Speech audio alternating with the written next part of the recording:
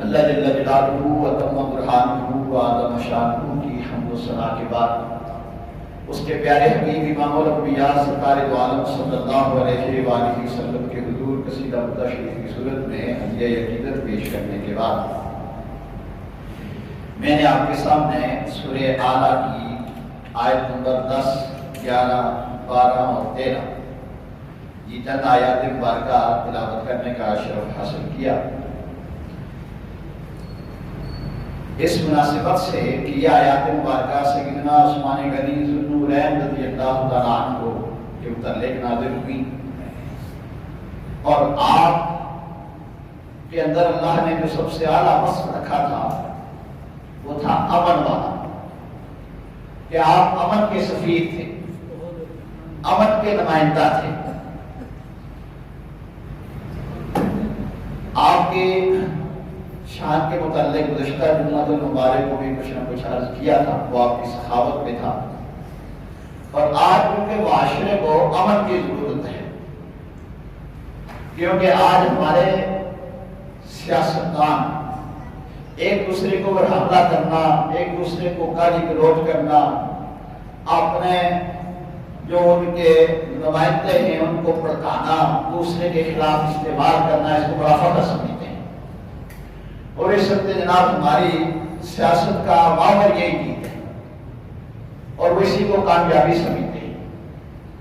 یہی وجہ ہے کہ ایک دوسرے کے خلاف باقاعدہ منصوبہ بندیاں ہوتی ہیں, تابڑ توڑ حملے ہوتے ہیں, اور اس میں آپ وہ جماعتیں جو اپنے آپ کو مذہبی جماعتیں کہلاتی تھیں, سیاسی طور پر تو وہ پہلے ہی ساتھ تھے, اب وہ بھی پیچھے نہ رہے اور وہ بھی اسی قسم کی باتیں کرتے ہیں جو جھگڑے فساد والے ہیں, دل دکھانے والی ہیں, آپس میں لڑانے والی ہیں. جبکہ قرآن نے مسلمانوں کی خوبی کی بیان فرمائی تھی, رحماء بینہم اشداء علی الکفار رحماء بینہم, کافروں کے لیے سخت اور آپس میں رہتے. اور اب معاملہ اس کے الٹ ہو چکا ہے, کافروں کے لیے بڑے نرم ہیں, امریکہ کے لیے, برطانیہ کے لیے بڑے نرم ہیں. وہاں جناب ہاتھ ہلکا رکھیں, وہاں جناب ان کے خلاف ہم بولیں گے تو ہماری معیشت خراب ہو جائے گی. اور آپس میں ایک دوسرے کے دست و گریبان ہیں, ایک دوسرے کے خلاف لڑائیاں لڑ رہے ہیں, جھگڑے ہوتے ہیں, قتل و غارت ہو رہی ہے. تو ہم نے مناسب یہ سمجھا کہ ہم صحابہ کرام رضوان اللہ تعالیٰ علیہ اجمعین کا جو امن والا پیغام ہے وہ آپ تک پہنچائے اور آپ اگلے لوگوں تک پہنچائے کہ اللہ اور اس کا رسول صلی اللہ علیہ وآلہ وسلم امن پسند ہے, امن ہی اللہ کو پسند ہے. اس لیے اللہ رب العالمین نے اپنی اس کائنات میں جو سب سے بہترین شہر ہے مکہ المکرمہ, جسے ام القریٰ کہا گیا, ساری بستیوں کی ماں, ساری بستیوں کی اصل, اس کے اللہ نے خوبی کیا بیان فرمائی, امنا, ہمیں اسے امن والا بنایا. اور قریش مکہ پہ جو اللہ رب العالمین نے خاص خاص انعامات فرمائے تھے, احسانات فرمائے تھے, ان احسانات میں سے احسان اللہ نے یہ بھی انہیں یاد فرمایا وَآمَنَهُم مِّنْ خَوْفٍ, کہ ہم نے انہیں خوف سے امن عطا کیا ہے. معلوم یہ ہوا جس گھر میں امن ہو, جس محلے میں امن ہو, جس برادری میں امن ہو, جس علاقے میں امن ہو, جس ملک میں امن ہو, ان کے اوپر اللہ کا انعام ہوتا ہے. اور جس گھر میں فساد ہے, جس محلے میں لڑائی جھگڑے ہیں, جس شہر میں لڑائی جھگڑے ہیں, جس ملک میں لڑائی جھگڑے ہیں, وہاں سب سے اللہ کے عذابوں میں سے ایک عذاب ہے ان کے اوپر. لڑائی جھگڑے اللہ اور اس کے رسول کو کسی صورت پسند نہیں ہے, اور امن ہر صورت میں اللہ اور اس کے رسول کو پسند ہے. اس لیے رسول پاک صلی اللہ علیہ وآلہ وسلم نے ساری زندگی امن کی بات کی, لوگوں کو امن میں رکھا اور دوسروں تک کو امن کا پیغام پہنچایا. اور دو مسلمانوں کے درمیان, دو افراد کے درمیان نفرتیں ڈالنے والے کو بدترین قرار دیا گیا, اور دو مسلمانوں کے درمیان صلح کرانے والے کو بہترین قرار دیا گیا. ہم یہ کتاب سننے کے لیے آتے ہیں، وقت اپنا صرف کرتے ہیں، کچھ لے کے جائیں، یہ پیغام لوگوں تک پہنچائیں، اپنے گھروں میں پھیلائیں۔ جہاں کہیں کوئی فتنہ اٹھتا ہے، اور وہ بیٹی کی طرف سے ہے، وہ بیٹے کی طرف سے ہے، وہ داماد کی طرف سے ہے، وہ بہو کی طرف سے ہے، اس کو بند کر دیے تھے۔ شیخ سعدی رحمۃ اللہ تعالیٰ علیہ فرماتے ہیں کہ پہلا فتنہ سوراخ کی طرح ہوتا ہے، اگر اسے بند کر دیا جائے تو باقی فتنے مٹ جاتے ہیں، اور اگر اسے کھلا چھوڑ دیا جائے تو پھر فتنے پانی کی طرح زمین سے نکلنا شروع ہو جاتے ہیں، پھر اس کا روکنا مشکل ہو جاتا ہے۔ فتنہ اللہ اور اس کے رسول کو کتنا ناپسند ہے، رسول پاک صلی اللہ علیہ وآلہ وسلم نے قبر کے احوال بیان فرمائے، اور آپ نے ارشاد فرمایا کہ میں نے قبر میں عذاب ہوتے ہوئے دو شخصوں کو دیکھا، ایک ان میں سے وہ تھا جس کا فعل، جس کا کردار اس کی اپنے ذات کے ساتھ تھا، اس کا نقصان کسی دوسرے کو نہیں تھا۔ وہ کیا تھا؟ کان اللہ یستطیع عن البول، یہ پیشاب کی چھینٹوں سے نہیں بچا کرتا تھا، پیشاب کرتا ہے ایسے اٹھ جاتا، پیشاب خشک نہیں کرتا تھا، اس کے کپڑوں پہ لگتا، اس کے جسم پہ لگتا، اور اس ناپاکی کی وجہ سے، اس گندگی کی وجہ سے اس کو عذاب دیا جا رہا ہے، وہ چیخو پکار کر رہا ہے۔ اور دوسرے شخص کے متعلق سرکار دو عالم صلی اللہ علیہ وسلم نے ارشاد فرمایا، اس کا عیب ایسا تھا جس کا تعلق عوام کے ساتھ تھا، لوگوں کے ساتھ تھا، اور وہ کیا کام تھا اس کا؟ کان یمشی بالنمیمہ، وہ چغلیاں کرتا تھا، لوگوں کو آپس میں لڑاتا تھا، اس کی بات اس کے آگے، اس کی اس کے آگے، اور آج ٹیلیفون نہیں بات اور ساتھ کرتے، آپ کہیں بیٹھے رہیں اور کسی دوسرے علاقے میں جہاں بیٹھا وہ شخص آگ لگا دیتے۔ یہ بات ہی ہے جو آگ لگاتی ہے، اور بات ہی ہے جو آگ بجھاتی ہے۔ حضور نے شاہ کان یمشی بالنمیمہ، یہ بندہ چغلیاں کرتا تھا۔ چغلی کرنے سے کیا ہوتا ہے؟ لوگوں کے اندر فساد برپا ہوتا ہے، جھگڑا پیدا ہوتا ہے، نفرتیں پیدا ہوتی ہیں، اور اس کی اصلاح کیا فرمائی؟ فرمایا یہ بندہ قبر کے اندر اتنا چیخو پکار کر رہا ہے کہ اس کے چیخو پکار کو میرے جانور نے بھی سن لیا ہے۔ حضور جس سواری پہ سوار تھے وہ جانور بننے لگا، حضور نے یہ تشریف لائی، اور سرکار دو عالم صلی اللہ علیہ وآلہ وسلم نے اس کا حل کیا، اور تر شام دونوں قبروں کی وہ رکھی۔ جب تک یہ تر رہیں گی، یہ تسبیح پڑھتے رہیں گے، ان کے عذاب کے اندر تخفیف کر دی جائے گی، ان کا عذاب ہلکا کر دیا جائے گا۔ اب رسول پاک صلی اللہ علیہ وآلہ وسلم اس دنیا میں ہیں، زمین کے اوپر چل رہے ہیں، اور زمین کے اندر ہونے والے عذاب کو دیکھ رہے ہیں، اور وہ جو عیب تھا اس عیب کو بھی بیان کر دیا تاکہ ہم لوگ اس عیب سے بچ سکیں۔ آج ہمارے صحافی کیا کرتے ہیں، ٹیلی ویژنوں پہ کیا ہو رہا ہے، ایک دوسرے کے عیب کیسے اچھالے جا رہے ہیں۔ کیا یہ مسلمان کا کردار ہے؟ ہرگز ایسا نہیں۔ مسلمان تو پردے پوش ہوتا ہے، مسلمان کو خیر خواہی کرنے والا ہوتا ہے، مسلمان کو دوسروں کے درمیان اصلاح کرنے والا ہوتا ہے، اور ہم جن نفوس قدسیہ کا ذکر خیر کرتے ہیں ان کے کردار ایسے ہی تھے۔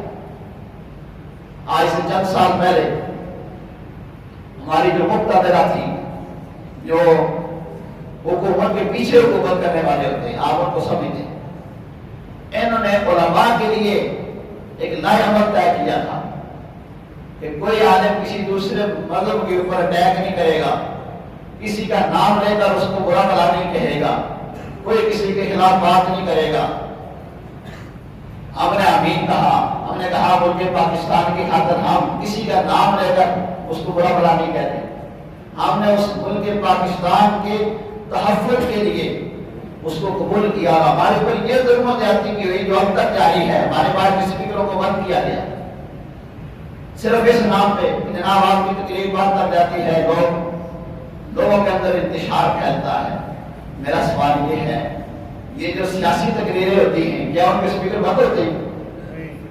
وہ کراچی میں تقریر کرتا ہے، اسلام آباد میں سنی جاتی ہے، اسلام آباد میں کرتا ہے، کراچی میں سنی جاتی ہے، صرف سنی نہیں جاتی، دیکھی جاتی ہے، اور ایک دوسرے کے اوپر تابڑ توڑ حملے کرتے ہیں، ایک دوسرے کو جو کچھ کہتے ہیں اور میں یہاں بیان نہیں کر سکتا، آپ سنتے رہتے ہیں۔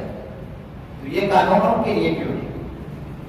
یہ قانون کے لیے بھی ہونا چاہیے، ایک ایسا لا اور قانون بنایا جائے کہ کوئی سیاستدان کسی دوسرے کے خلاف الزامات نہ لگائے، جو حقیقت ہو وہ بیان کرے، اور اب عوام کو نہ بتایا جائے، عوام کے انتشار میں نہ ڈالا جائے۔ اور اسی انتشار کی وجہ سے آپ آئے روز دیکھتے ہیں جب بھی انتخابات ہوتے ہیں، قتل و غارت ہوتے ہیں، بندے مارے جاتے ہیں، تباہیاں اور قربانیاں ہوتی ہیں، اسی ایک قبیلے کے رہنے والے، ایک خاندان کے رہنے والے، ایک محلے کے رہنے والے ایک دوسرے سے صرف اس پارٹی کی وجہ سے نفرت کر رہے ہوتے ہیں۔ وہ اس کے ساتھ بیٹھنا پسند نہیں کرتا، اس کے ساتھ بیٹھنا پسند نہیں کرتا۔ تو ہمارے مقتدر اعلیٰ سے یہ گزارش ہے کہ اگر ملک میں امن چاہتے ہو تو ان کے اوپر بھی پابندی لگاؤ۔ ابھی ماہ محرم الحرام آنے والا ہے، آپ اخبارات پڑھیں گے، اور اخبارات میں کچھ علماء کی باقاعدہ نام لے کر کہا جاتا ہے کہ ان کو فلاں فلاں شہر میں داخلے میں پابندی ہے، یہ فلاں شہر میں نہیں داخل سکتے، ان کی زبان کی تالا بندی ہے، یہ بول نہیں سکتے۔ جب علماء پہ یہ پابندیاں لگ سکتی ہیں تو سیاستدانوں پہ بھی ہونی چاہیے کہ نہیں؟ ہونی چاہیے۔ ان کو کوئی زبان نہیں سکھانے والا، ان کو کوئی احترام نہیں سکھانے والا۔ صحابہ کرام رضوان اللہ تعالیٰ علیہ اجمعین انہوں نے حکومتیں بھی کی ملک کے اندر، اور صرف چھوٹا سا ملک نہیں تھا۔ عثمان غنی رضی اللہ تعالیٰ عنہ کے پاس، حضرت عثمان غنی رضی اللہ عنہ سے پہلے دیکھیں حضرت فاروق اعظم رضی اللہ تعالیٰ عنہ 22 لاکھ مربع میل پہ آپ کی حکومت ہے، اور امن امن ہے، اتفاق ہی اتفاق ہے۔ عثمان غنی رضی اللہ تعالیٰ عنہ آپ جب خلیفہ بنے تو آپ کی خلافت ایران، افغانستان اور اس طرح جناب یہ ہمارا بلوچستان، طرابلس، یورپ، جہاں تک آپ کی حکومت پہنچی ہوئی تھی، لیکن امن ہی امن تھا۔ تو ہم یہ چاہتے ہیں جو بھی مملکت اسلامیہ ہو، مسلمان جہاں کہیں بھی ہیں، وہ آپس میں اتفاق و اتحاد کے ساتھ ہیں۔ امن ہی اللہ اور اس کے رسول کو پسند ہے، اور امن کا کردار کرنے والا خواہ ایک بندہ ہو یا سارے افراد ہوں، جو اس میں حصہ لیں گے اللہ ان کو اس کا ضرور انعام عطا فرمائے۔ رسول پاک صلی اللہ علیہ وآلہ وسلم نے ارشاد فرمایا، حدیث کا خلاصہ آپ کے سامنے عرض کرنے لگا ہوں۔ حضور نے ارشاد فرمایا کہ میں تمہیں ایسا کام نہ بتاؤں جو نفلی نمازوں سے بھی افضل و اعلیٰ ہو، جو روزوں سے بھی افضل و اعلیٰ ہو، جہاد سے بھی افضل و اعلیٰ ہو۔ صحابہ نے عرض کیا رسول اللہ صلی اللہ علیہ وسلم ضرور بتائیں۔ فرمایا اصلاح بین ذات بین، دو مسلمانوں کے درمیان صلح کرانا ان ساری چیزوں سے افضل و اعلیٰ ہے۔ اور سرکار دو عالم صلی اللہ علیہ وآلہ وسلم نے ارشاد فرمایا کہ وہ مسلمان جو دو مسلمانوں کے درمیان صلح کراتا ہے وہ اللہ کو سب سے زیادہ پسند ہے، اور جو دو مسلمانوں کے درمیان نفرتیں ڈالتا ہے وہ اللہ کو سب سے زیادہ ناپسند ہے۔ تو صحابہ کرام رضوان اللہ تعالیٰ علیہ اجمعین، خاص طور پر سیدنا عثمان غنی ذو النورین جن کا ذکر خیر آج کے ہم اپنے اس خطاب میں کر رہے ہیں، آپ نے امن کے لیے بہت بڑا کردار ادا کیا۔ ہر موقع پہ آپ نے امن کو نہیں چھوڑا، آپ بالکل ظلم و زیادتیاں ہوئی، آپ کو مکہ شریف سے نکالا گیا لیکن امن کا دامن آپ نے نہیں چھوڑا۔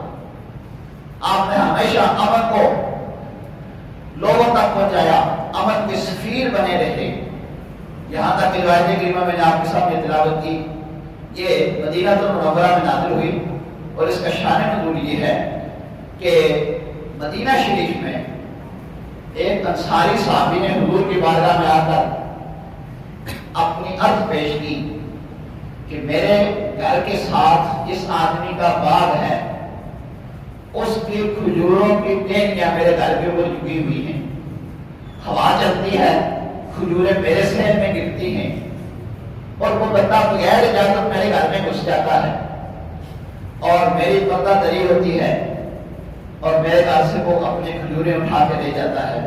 یا رسول اللہ صلی اللہ علیہ وسلم، آپ اس کا کوئی حل فرما دیں، اس کا کوئی فیصلہ فرما دیں تاکہ میرے گھر کی پردہ دری نہ ہو۔ رسول پاک صلی اللہ علیہ وسلم نے اس شخص کو بلایا اور ارشاد فرمایا کہ تو اپنا یہ درخت جس کی شاخیں اس صحابی کے گھر کے اوپر جھکی ہوئی ہیں، یہ درخت بیچ دے، اس کی قیمت لے لے۔ اس نے انکار کر دیا، کہا میں ایسا نہیں کرتا۔ اب گویا وہ فساد کی طرف جا رہا تھا، حضور امن چاہتے تھے کہ گھر والے کو امن ملے، گھر والا رسوا نہ ہو، اس کی پردہ کری نہ ہو، اس نے انکار کر دیا۔ عثمان غنی رضی اللہ تعالیٰ عنہ کو پتا چلا کہ ایک شخص کے بات کی وجہ سے دوسرے صحابی کو تکلیف ہو رہی ہے، اور حضور علیہ السلام اسے یہ فرما رہے ہیں کہ اسے بیچ دے، تو یہ درخت جسے بیچ دے میں تو یہ جنت کا درخت عطا کر دیتا ہوں۔ حضور اسے فرمائش کر رہے ہیں اس لیے امن کے لیے، اور وہ بدنصیب ہے، اس کو جنت کی قدر و قیمت کا پتہ نہیں ہے، اس نے انکار کر دیا۔ عثمان غنی رضی اللہ تعالیٰ عنہ حاضر ہو گئے اور عرض کیا رسول اللہ صلی اللہ علیہ وسلم اگر میں یہ ایسا کر دوں، حضور نے فرمایا تم اگر ایسا کر دو اللہ تمہیں بھی جنت عطا فرمائے گا۔ عثمان غنی رضی اللہ تعالیٰ عنہ نے دو مسلمانوں کے درمیان، یعنی ایک بداعت مسلمان تھا، حقیقت میں وہ منافق تھا، اگر صدق کے دل سے مسلمان ہوتا تو حضور کی بات مان لیتا، لیکن وہ ظاہری کلمہ گو تھا، اور دوسرا سچا مسلمان تھا۔ عثمان غنی رضی اللہ تعالیٰ عنہ نے اس کا وہ باغ پورا خرید کر آپ نے یہ جو غریب مسلمان تھا سارا اس کے لیے وقف کر دیا، اور اللہ نے ان کی شان میں آیت مبارکہ نازل فرمائی جو میں نے آپ کے سامنے تلاوت کی۔ اللہ نے فرمایا وَسَيَذَّكَّرُ مَن يَخْشَىٰ وَيَتَجَنَّبُهَا الْأَشْقَى الَّذِي يَصْلَى النَّارَ الْكُبْرىٰ، ان قریب نصیحت مانے گا وہ جو ڈرتا ہے، اور یہ ڈرنے والے کون ہیں؟ عثمان غنی رضی اللہ عنہ نے نصیحت مان لی سرکار۔ وَيَتَجَنَّبُهَا الْأَشْقَى الَّذِي يَصْلَى النَّارَ الْكُبْرىٰ، اور اس سے وہ بڑا بدبخت دور رہے گا جو سب سے بڑی آگ میں جانے والا ہے، جو حضور کی نافرمانی کرے، جو صلح صفائی کی طرف نہ آئے، دوسرے کو امن دینے کی طرف نہ آئے، قرآن کہتا ہے وہ بدبخت ہے، وہ جہنم کی طرف جانے والا ہے۔ الذی یصلی النار الکبریٰ، جو سب سے بڑی آگ میں جائے گا، اور ثم لا یموت فیہا ولا یحیا، کہ نہ اس میں مرے گا نہ جیے گا۔ اس آگ میں جو چلا گیا پھر موت مانگے گا، لیکن موت کو بھی موت آ چکی ہوگی۔ اس دنیا میں جب انسان پریشان ہوتا ہے، مصیبت میں مبتلا ہوتا ہے، تو وہ انسان کہتا ہے یا اللہ موت ہی دے دے، مار ہی دے مجھے، اور مر جاتا ہے وہ یہ سمجھتا ہے میں نجات پا جاؤں گا، حالانکہ ایسا نہیں۔ جو بندہ خودکشی کر کے مرتا ہے وہ نجات نہیں پاتا، اسی مصیبت میں مبتلا رہتا ہے، لیکن آخرت میں تو موت کو بھی موت آ جائے گی، پھر جو جہنم میں رہا ہمیشہ اسی میں رہا، اور جو جنت میں گیا ہمیشہ جنت میں ہی رہے گا۔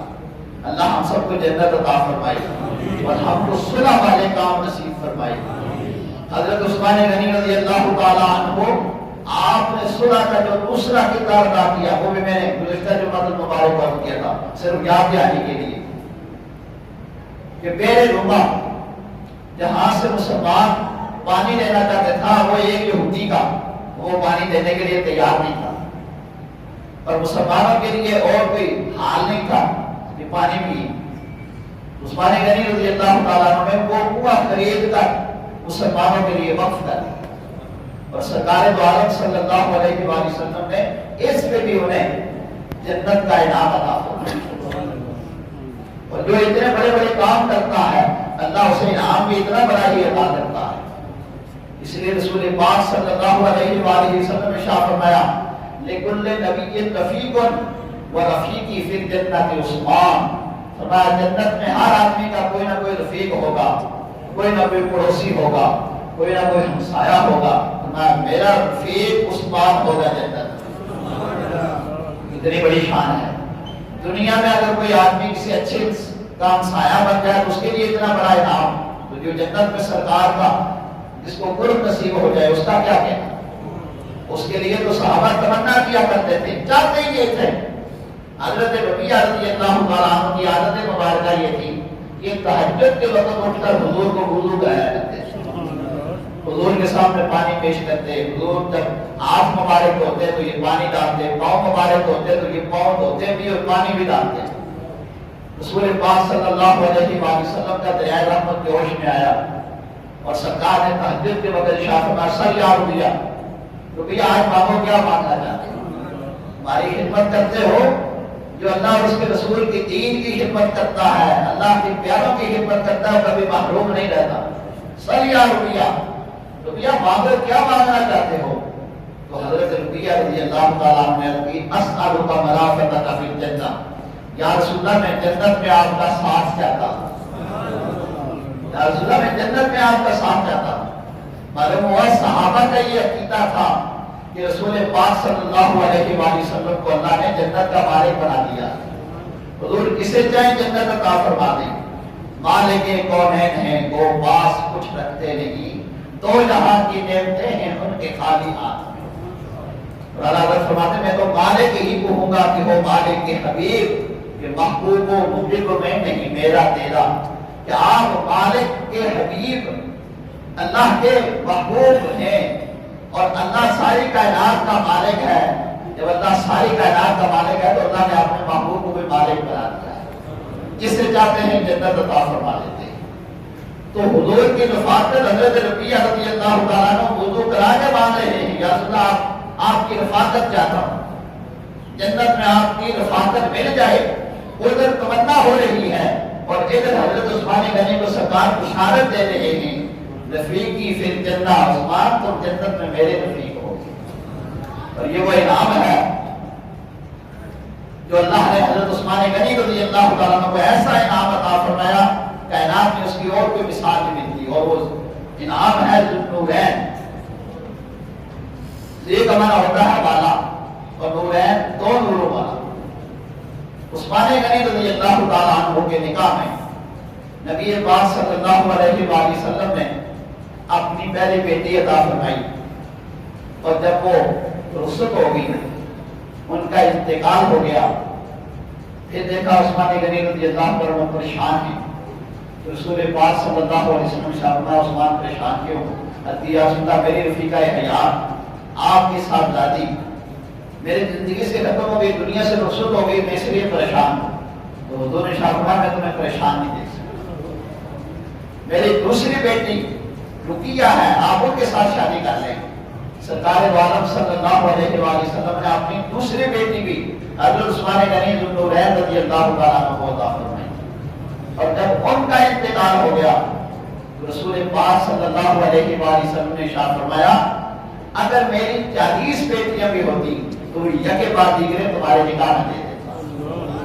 یہ حضرت آدم علیہ السلام سے لے کر قیامت تک اس کی کوئی مثال نہیں ملے گی کہ اللہ کے نبی کا داماد ہونا یہ بہت بڑے فخر کی بات ہے۔ کوئی کسی پیر کے گھر میں شادی کر لے، کوئی جناب کسی عالم دین کے گھر میں شادی کر لے، کوئی کسی اعلیٰ منصب والے کے گھر میں شادی کر دے، اس کی ٹھاٹ پاٹ ہو جاتی ہے۔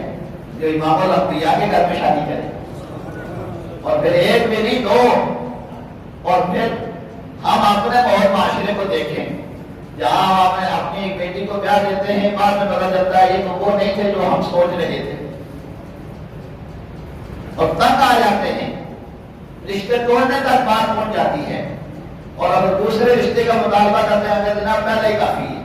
لیکن وہاں دیکھیں کہ جب ایک بیٹی فوت ہو گئی، سرکار دو عالم صلی اللہ علیہ وآلہ وسلم امام الانبیاء سرکار ارشاد فرماتے ہیں کہ اگر میری 40 بیٹیاں بھی ہوتی میں یکے بعد دیگرے تمہارے نکاح میں دے دیتا۔ اور حضور علیہ السلام کا کوئی بھی کام وما ينطق عن الهوى ان هو الا وحی یوحی اپنی مرضی سے نہیں ہوتا تھا، حضور اللہ کی وحی کے مطابق کام کرتے تھے، اللہ کی مرضی کے مطابق کرتے تھے۔ اس لیے رسول پاک صلی اللہ علیہ وآلہ وسلم نے ارشاد فرمایا نہ تو میں نے اپنی شادیاں اپنی مرضی کے مطابق کی، نہ اپنی بیٹیوں کی شادیاں اپنی مرضی کے مطابق کی، جو اللہ کا حکم ہوتا تھا اس کے مطابق کرتا تھا۔ گویا رب یہ چاہتا ہے کہ عثمان غنی رضی اللہ تعالیٰ عنہ کے نکاح میں میرے محبوب اپنی صاحبزادیاں دیتے رہے، اور حضور علیہ السلام اپنی صاحبزادیوں کو دیکھ کر پھر ساتھ یہ بھی ارشاد فرماتے ہیں اگر 40 ہوتی تو یکے بعد دیگرے تمہیں عطا کر دیتا۔ اور حضور علیہ السلام چونکہ خود نور ہیں اور حضور کی بیٹی بھی نور ہے، اس لیے اعلیٰ حضرت عظیم البرکت فرماتے ہیں کہ نور کی سرکار سے پایا گوشالہ نور کا، او مبارک ذوالنورین تم کو جوڑا نور کا۔ عثمان غنی تمہیں مبارک ہو، تمہیں اللہ نے وہ انعام عطا فرمایا جو کائنات میں کسی اور پر نہیں ملے گا۔ اور پھر یہ بھی بات یاد رکھیں، عثمان غنی رضی اللہ عنہ کا کردار ہمیشہ امن والا تھا، صلح والا تھا، اور اسی صلح کو اللہ اور اس کے رسول پسند کرتے تھے۔ اسی صلح اور امن کے پیغام کے پیش نظر آپ کو بھی یہ بات بتاتا ہوں، اور معاشرے میں، قبیلے میں، خاندان میں جہاں کہیں آپ کو امن کے لیے بٹھایا جائے، آپ کو پنچایت کا کہیں حصہ بنایا جا رہا ہے، آپ کے ذریعے سے کوئی امن کی بات ہو رہی ہے، تو وہاں امن کی بات کیا ہے۔ یہی اللہ اور اس کے رسول کو پسند ہے۔ شیخ سعدی رحمۃ اللہ تعالیٰ علیہ فرماتے ہیں، ایک بادشاہ نے ایک قیدی کے بارے فیصلہ کر دیا کہ کسے پھانسی چڑھا دیا جائے۔ اب جب قیدی کو پتہ چل گیا کہ مجھے پھانسی تو چڑھانا ہی ہے، تو وہ اپنے زبان میں جو آتا تھا اس بادشاہ کو گالیاں دے رہا۔ اب بادشاہ کے پاس دو آدمی بیٹھے تھے جو اس قیدی کی زبان کو سمجھتے تھے۔ بادشاہ نے کہا اس سے کہ کیا کہہ رہا ہے، یہ کیا کہہ رہا ہے؟ ایک بندہ ہمیں امر رہا تھا، سنا والا تھا، اس نے کہا بادشاہ سلامت آپ کو دعائیں دے رہا ہے، آپ کو دعائیں دے رہا ہے۔ اور دوسرا پاس اب بات میں ہمارے علم میں کہ بات سے ہی آگ لگتی ہے اور بات سے ہی آگ بجھتی ہے۔ دوسرا جو پاس بیٹھا تھا کہا نہیں ایسے کرتا ہے، وہ تو تمہیں گالیاں دے رہا ہے، وہ تو تمہیں گالیاں دے رہا ہے، وہ پھانسی کی طرف جا رہا ہے تو تمہیں دعائیں دے گا۔ بادشاہ نے کہا اس کا جھوٹ تیرے سچ سے زیادہ اچھا ہے، اس کا جھوٹ تیرے سچ سے زیادہ اچھا ہے کہ یہ صلح کی بات کر رہا ہے، یہ امن کی بات کر رہا ہے اور تو صاحب والی بات کر رہا ہے۔ تو صلح اور امن اللہ اور اس کے رسول کو پسند ہے۔ رسول پاک صلی اللہ علیہ وآلہ وسلم نے صلح کی خاطر، امن کی خاطر مقام حدیبیہ پہ جب 1400 صحابہ کرام رضوان اللہ تعالیٰ علیہ اجمعین عمرہ کرنے کی نیت سے مقام حدیبیہ پہ پہنچے، اب کفار مکہ شرارتی ہیں، انہوں نے کہا مسلمان بغیر تیر و تلوار کے آ رہے ہیں، اسلحہ ان کے پاس نہیں ہے، ہم ان کے اوپر حملہ کریں گے، انہیں ختم کر دیں گے۔ انہوں نے اپنی پوری منصوبہ بندی کر دی۔ رسول پاک صلی اللہ علیہ وآلہ وسلم نے حضرت عثمان غنی رضی اللہ عنہ کا اب کو امن کا سفیر بنا کر اہل مکہ کی طرف بھیجا، اور آپ کے دل میں دو باتیں لگائیں، دو کردار آپ کو عطا کیے۔ ایک تو اہل مکہ کو، کفار کو یہ بات کہو ہم جنگ کرنے نہیں آئے، ہم لڑنے نہیں آئے، ہم بیت اللہ کا طواف کرنے آئے ہیں، ہم سعی کرنے آئے ہیں، ہم عمرہ کرنے آئے ہیں، لہذا ہمارے ساتھ امن میں رہو، جنگ نہیں۔ اور دوسرا سرکار کا پیغام عثمان غنی رضی اللہ عنہ کو یہ تھا کہ مکہ میں جو غریب مسلمان تھے، جو ہجرت نہیں کر سکے تھے، انہیں تسکین دینی تھی، انہیں اطمینان دینا تھا کہ قریب اللہ مکہ فتح فرمائے گا اور تمہاری یہ پریشانیوں کے دن ختم ہونے والے ہیں۔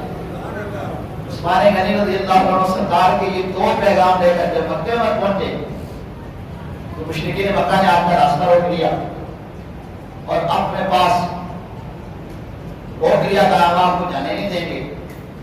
ادھر کفار نے یہ بات مشہور کر دی کہ عثمان غنی رضی اللہ عنہ کو شہید کر دیا گیا ہے۔ اسی دوران مشرکین مکہ نے اپنا سفیر عروہ بن مسعود کو حضور کے پاس بھیجا، اور اس نے جا کر جب مسلمانوں کا وہ منظر دیکھا کہ رسول پاک صلی اللہ علیہ وآلہ وسلم وضو فرماتے ہیں، چہرہ انور پہ پانی ڈالتے ہیں، صحابہ نیچے نہیں گرنے دیتے، حضور کا لعاب دہن مبارک زمین پہ نہیں گرتا، صحابہ اٹھا کر اپنے چہروں پہ بن لیتے ہیں۔ حضور علیہ السلام عمرہ کے لیے جب سر منڈواتے ہیں، حلق کرواتے ہیں، تو صحابہ حضور کے ارد اس طرح جمع ہے جس طرح حالات چاند کے ارد ہوتا ہے، اور وہ ایک ایک بال لینے کے لیے ترس رہے ہیں، حضور کے بالوں کو زمین پہ نہیں گرنے دیتے۔ تو عروہ بن مسعود نے واپس آ کر یہ خبر دی کہ میں نے بڑے بڑے بادشاہوں کو دیکھا، میں روم کا سفر بھی کیا، میں نے ایران کا سفر بھی کیا، اس کو یہ سپر طاقتیں تھی، میں نے جس طرح محمد صلی اللہ علیہ وسلم کے غلاموں کو دیکھا ہے کائنات میں ایسے کسی انسانوں کو نہیں دیکھا. جس طرح وہ آپ کو احترام کر رہے ہیں ایسا کوئی نہیں کرتا. لہذا مشرکین مکہ تم کبھی ان پہ غالب نہیں آ سکتے. اور ساتھ ہی یہ کہا کہ مسلمان امن کے لیے آ رہے ہیں, جنگ کے لیے نہیں. ادھر عثمان غنی رضی اللہ تعالیٰ عنہ کو جب روک لیا گیا تو صحابہ کرام آپس میں کہنے لگے عثمان کتنے خوش نصیب ہیں, بیت اللہ کا طواف کر رہے ہوں گے اور حجر اسود کے بوسے لے رہے ہوں گے, صفا مروہ کی سعی کر رہے ہوں گے. تو نبی پاک صلی اللہ علیہ وآلہ وسلم نے جب ان کے اس گفتگو کو سنا ہمارا عثمان میرے بغیر مجھ سے کچھ بھی نہیں کرے, مجھے اپنے عثمان پہ اعتماد ہے. اور ادھر کفار نے حضرت عثمان غنی رضی اللہ تعالیٰ عنہ کو کہا کہ آپ دور جاہلیت میں بھی امن والے تھے, آپ کے ہمارے پورے احسانات ہیں, ہم آپ کی راہ میں رکاوٹ نہیں بنتے. آپ بیت اللہ کا طواف کریں, آپ صفا مروہ کی سعی کریں, آپ آب زمزم پئیں اور آپ جو چاہیں کریں, ہم آپ کے لیے کوئی رکاوٹ نہیں بنتے. عثمان غنی رضی اللہ عنہ نے فرمایا یہ کعبہ ہے اور کعبے کا کعبہ وہاں ہے. جب میں کعبے اللہ اکبر یا رسول اللہ یا غوث اعظم, جب تک رسول پاک صلی اللہ علیہ وآلہ وسلم میرے ساتھ نہیں ہوں گے نہ تو میں بیت اللہ کا طواف کروں گا, نہ صفا مروہ کی سعی کروں گا, اور نہ ہی میں آب زمزم پیوں گا. میں رسول اللہ کا سفیر اور نمائندہ ہوں, امن کا پیغام لے کر آیا ہوں. اور اس امن کے پیغام کو لانے والے کے اس کردار کو اللہ نے اتنا پسند فرمایا کہ رسول پاک صلی اللہ علیہ وآلہ وسلم نے ادھر صحابہ کرام رضوان اللہ تعالیٰ علیہ مجمعین کو اکٹھا فرمایا, ان کے خون کی شان و عظمت کو بیان فرمایا کہ اگر میرے عثمان کو شہید کیا گیا تو 1 2 3 4 نہیں, ہم ایک خون کے بدلے 1400 صحابہ اپنا خون کی ندیاں بہا دیں گے اور ان کا انتقام لیں گے. وہ 1400 صحابہ جس درخت کے نیچے آ کر رسول پاک صلی اللہ علیہ وآلہ وسلم کے ہاتھ کے اوپر بیعت کر رہے تھے, اللہ نے اس درخت کا ذکر بھی قرآن میں بیان فرمایا. اللہ نے شاہ فرمایا لقد رضی اللہ عنہ المؤمنین اذ یبایعونک تحت الشجرۃ فعلم ما فی قلوبہم فانزل السکینۃ علیہم واصابہم فتحا قریبا. اللہ ان مومنوں سے راضی ہو گیا جو اپنے محبوب کے ہاتھ میں درخت کے نیچے بیعت کر رہے تھے. فانزل السکینۃ علیہم, اللہ نے ان کے اوپر سکون نازل فرمایا. واصابہم فتحا قریبا, اور ان قریب کو فتح عظیم تک پہنچنے والے ہیں. اللہ نے ان کے مستقبل کے بارے میں انہیں بتا دیا, انہیں فتح بھی ملے گی اور ان کے ایمان کی اللہ نے بشارت بھی انہیں عطا کر دی. اور رسول پاک صلی اللہ علیہ وآلہ وسلم جب بیعت فرما رہے تھے تو آپ کا انداز یہ تھا, نیچے آپ کا دایاں ہاتھ مبارک تھا, صحابہ آتے تھے اس ہاتھ کے اوپر ہاتھ رکھ کے بیعت کرتے تھے, بایاں ہاتھ سرکار نے اوپر رکھا اور اللہ نے ارشاد فرمایا ید اللہ فوق ایدیہم, ان کے ہاتھوں پہ اللہ کا ہاتھ تھا. یعنی اس بیعت میں رسول پاک صلی اللہ علیہ وسلم نے جو بیعت کی ہے اس کو اللہ کی تائید اور اللہ کی نصرت بھی حاصل ہے, اللہ کی مدد بھی حاصل ہے. اور یہ مدد کیوں حاصل تھی؟ حضرت عثمان غنی رضی اللہ تعالیٰ عنہ امن کا پیغام لے کر آئے تھے, تو آپ نے امن کا پیغام ہمیشہ لوگوں تک پہنچایا. اور اسی امن کی خاطر آپ نے اپنی جان قربان کر دی, لیکن مدینہ شریف کو میں بدامنی نہیں ہونے دی. یہ بات ہمارے حکمرانوں کے لیے, ہمارے عوام کے لیے قابل نصیحت ہے کہ اپنے شہر کو بدامنی کا جوانہ بنا دینا. اس میں کہنا جناب ہم اپنے ووٹوں کی خاطر کیوں کر دیں گے, ہم ایسا کر دیں گے, کیسا کر دیں گے, اتنی بدنصیبی کی بات ہے. عثمان غنی رضی اللہ عنہ کو ظالموں نے آپ کے گھر کا گھیراؤ کر لیا, اور جو کہ رسول پاک صلی اللہ علیہ وآلہ وسلم نے آپ کو زندگی مبارکہ میں شہادت کا انعام عطا فرمایا تھا. چنانچہ بخاری شریف کی وہ حدیث مبارکہ کہ رسول پاک صلی اللہ علیہ وآلہ وسلم اور پہاڑ پہ تشریف لے گئے, آپ کے ساتھ حضرت ابو بکر صدیق, حضرت فاروق اعظم, حضرت عثمان غنی ذو النورین رضی اللہ تعالی عنہم اجمعین, یہ سارے موجود تھے. اور پہاڑ نے آپ کی آمد پہ مدد کیا, خوشی منائی کہ میرے آقا کے قدم مجھ پہ لگے ہیں, پہاڑ چومنے لگا تو رسول پاک صلی اللہ علیہ وسلم نے اس پہاڑ کے اوپر اپنی حکومت بھی بتائی اور ان کی شہادت کو ترجمے میں بیان کر دیا.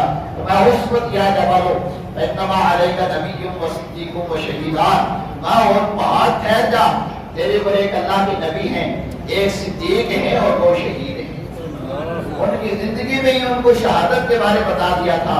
اور عثمان غنی رضی اللہ تعالیٰ عنہ کو حضور کے اس فرمان کے مطابق مسجد نبوی کے پڑوس میں آپ کو شہید کیا گیا، اور اس طرح شہید کیا گیا کہ 40 دن تک آپ کا پانی بند رہا. آپ کو مسجد نبوی میں نماز نہ پڑھنے دی گئی. آپ قرآن پاک کی تلاوت فرما رہے تھے اور آپ کو شہید کیا گیا. قرآن پاک کی آیت مبارکہ فَسَيَكْفِيكَهُمُ اللَّهُ وَهُوَ السَّمِيعُ الْعَلِيمُ جو کہ پہلے اس بارے کے آخر میں ہے، آخری رکوع میں ہے، اس کی آپ تلاوت کر رہے تھے اور آپ کا خون انہی آیات مبارکہ کے اوپر گرا اور آپ کو شہید کیا گیا روزے کی حالت میں. رسول پاک صلی اللہ علیہ وآلہ وسلم نے آپ کو شہادت سے پہلے اپنا دیدار عطا فرمایا اور ارشاد فرمایا عثمان چاہتے ہو تو دشمنوں سے تمہیں بچا لیں، اور اگر تم چاہتے ہو تو آج روزہ ہمارے ساتھ افطار کرو. یا رسول اللہ میں روزہ آپ کے ساتھ افطار کرنا چاہتا ہوں کہ ان کو شہادت ہے. مطلوب و مقصود مومن نہ مال غنیمت نہ کشور کشائی، مومن کا تو مقصود ہی شہادت ہوتا ہے. تو آپ کو کہا گیا اس وقت کہ آپ یہ جو دشمن ہیں جنہوں نے آپ کے گھر کا محاصرہ کیا ہوا ہے باہر نکل کے ان کے خلاف لڑیں. آپ حکمران نہیں، میں فساد نہیں چاہتا، میں مدینہ شریف میں امن چاہتا ہوں. تو صحابہ نے تو امن کی خاطر اپنی جانیں قربان کر دی، اور آج نادان ہمارے حکمران اس ملک کے امن کو طے پارا کریں.